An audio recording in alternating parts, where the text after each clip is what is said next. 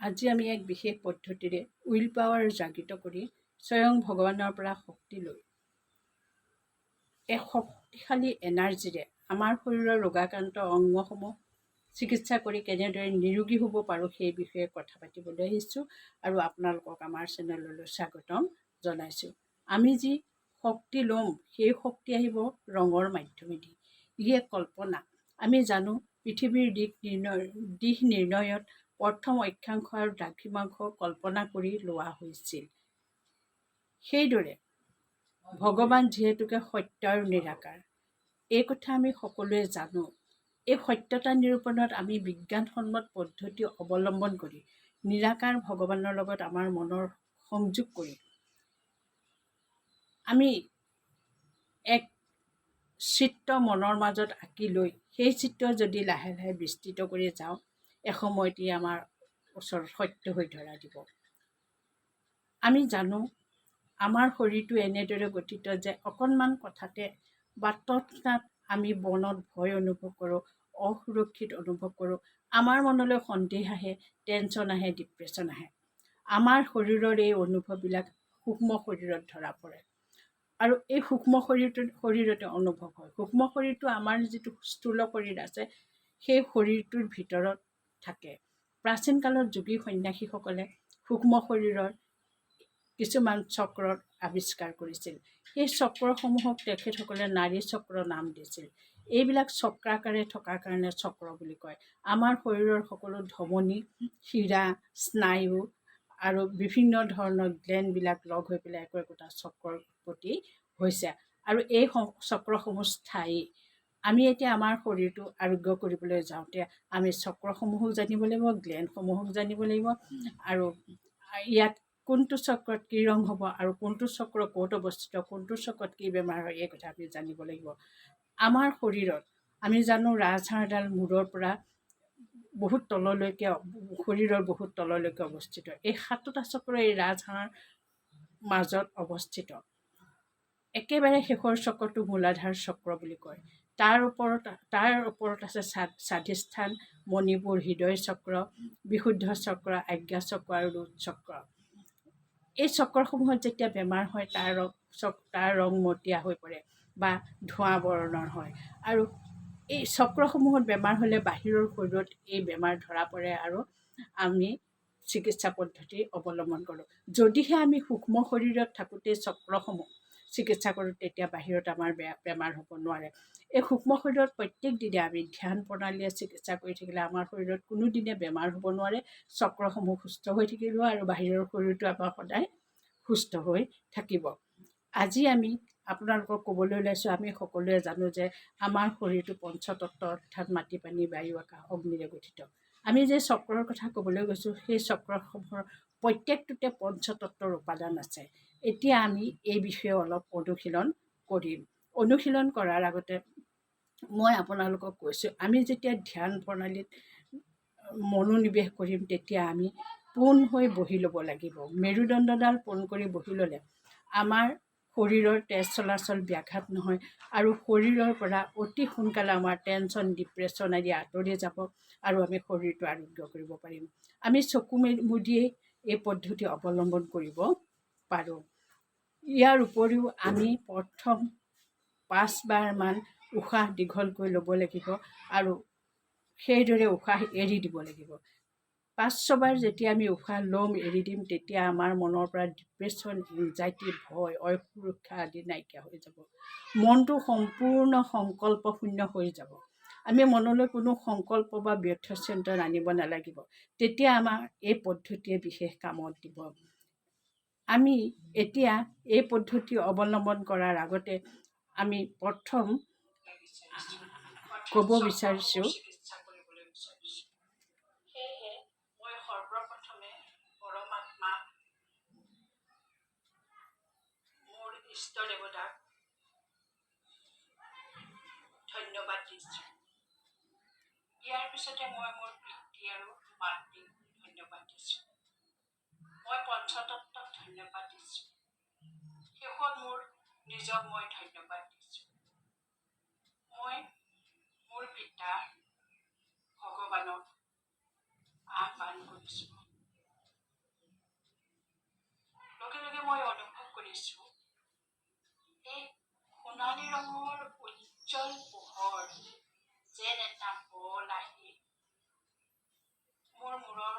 কৰিছে।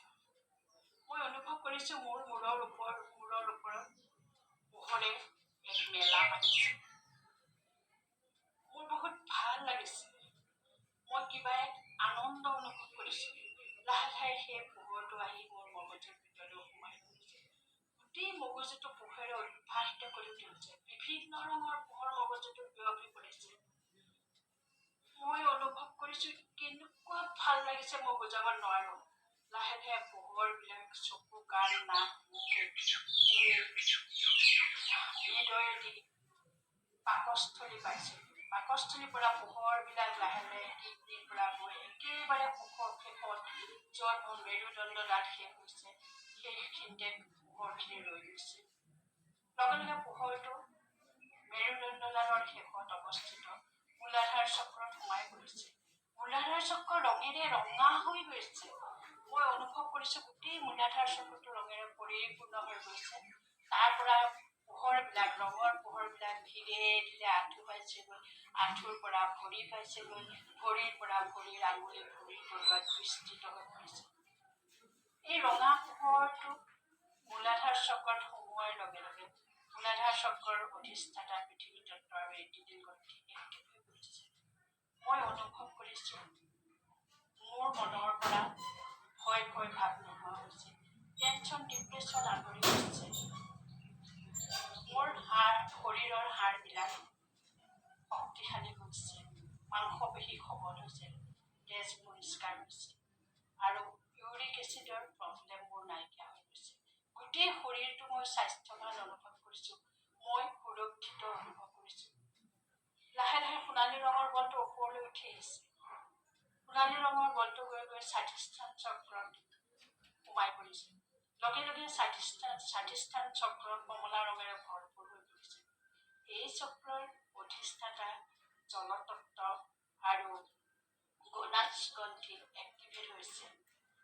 কীৰ্তি প্ৰজনন তন্ত্ৰ সকলোতে এই কমলা ৰং বিয়পি পৰিছে।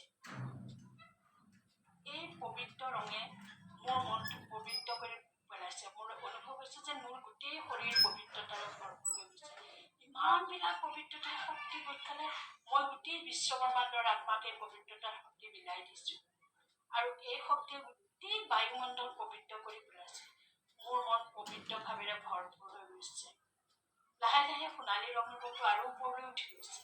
এইবাৰ মণিপুৰ চক্ৰত সোণালী ৰঙৰ বলটো সোমাই পৰিছে। মণিপুৰ চক্ৰ হালধীয়া ৰঙেৰে পৰিপূৰ্ণ হৈ পৰিল। মণিপুৰ চক্ৰৰ অধিষ্ঠাতা অগ্নিতত্ত্ব আৰু পেনক্ৰিয়াছ গ্ৰন্থি এক্টিভেট হৈ পৰিল। মণিপুৰ চক্ৰত মোৰ যিবিলাক প্ৰব্লেম আছিলে, বিশেষকৈ পাকস্থলীৰ, সেই সমস্যাবিলাক সম্পূৰ্ণ নাইকিয়া হৈ পৰিলে।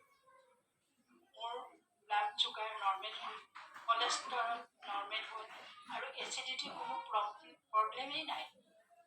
গেছৰ সমস্যা সম্পূৰ্ণ দূৰ হৈ গ'ল। মই কৃতকাৰ্য হৈছোঁ। মোৰ মনটো সুখেৰে ভৰপূৰ হৈ পৰিছে। এনেকুৱা লাগিছে যেন মই কাৰোবাক মই সুখেৰে ভৰপূৰ হৈ গৈছোঁ। এই সুখবিলাক মই কাৰোবাক বিলাই দিবলৈ ইমানেই আগ্ৰহী হৈছোঁ যে মই গোটেই বিশ্বৰ আত্মাক এই সুখবিলাক বিলাই দিছোঁ। মোৰ অনুভৱ হৈছে মোৰ পৰা সুখৰ শক্তিবিলাক গোটেই বিশ্বৰ আত্মাক বিয়পি পৰিছে। লাহে লাহে সোণালী ৰঙৰ বলটো আহি হৃদয় চক্ৰত সোমাই পৰিছে।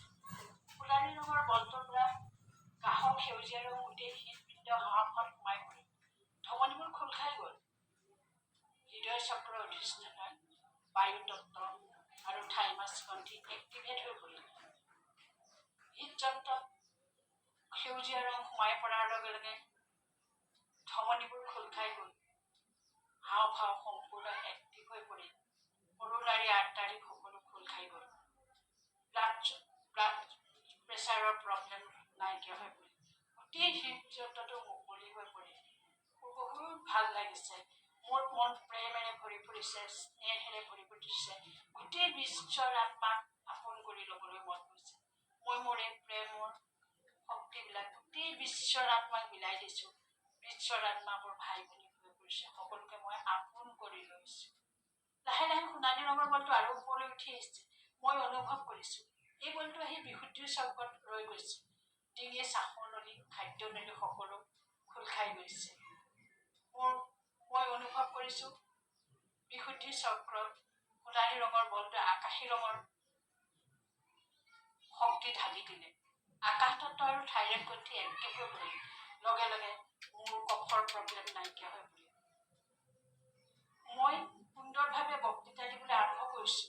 মই অনুভৱ কৰিছোঁ মই এজন সুনিপুণ বক্তা। মই যেন কোনোবা অনুষ্ঠানত বক্তৃতা দি আছোঁ। মোৰ ব্লাড প্ৰেছাৰ নৰ্মেল হৈ পৰিছে। ডিঙিৰ দুয়োকাষ মোৰ সম্পূৰ্ণ শীতল হৈ পৰিছে। সোণালী ৰঙৰ বলটো আৰু ওপৰলৈ উঠি আহিছে। মই অনুভৱ কৰিছোঁ আজ্ঞাৰ চক্ৰত সেই সোণালী ৰঙৰ বলটো সোমাই পৰিছে আৰু গ্ৰাহন নীলা ৰং কিছুমান আজ্ঞাৰ চক্ৰত ঢালি দিছে। আকাশ তত্ত্ব আৰু পিটুইটাৰী গ্ৰন্থি এক্টিভেট হৈ পৰিছে। লগে লগে এই গ্ৰাহন নীলা ৰংবিলাক মোৰ চকু মুখ নাকত সোমাই পৰিছে। মোৰ চকু দুটা উজ্জ্বল হৈছে, চকুৰ দৃষ্টিশক্তি বাঢ়ি গৈছে, কাণৰ শ্ৰৱণ শক্তি বাঢ়ি গৈছে। নাকেদি মই সুন্দৰভাৱে শ্বাস প্ৰশ্বাস ল'বলৈ ধৰিছোঁ। মোৰ ইতিবাচক চিন্তা চৰ্চাৰে মনটো ভৰি পৰিছে। মই যেন ভগৱানক দেখা পাইছোঁ। দুই ভুকুটিৰ মাজত যেন মই কিবা এটা অনুভৱ কৰিছোঁ।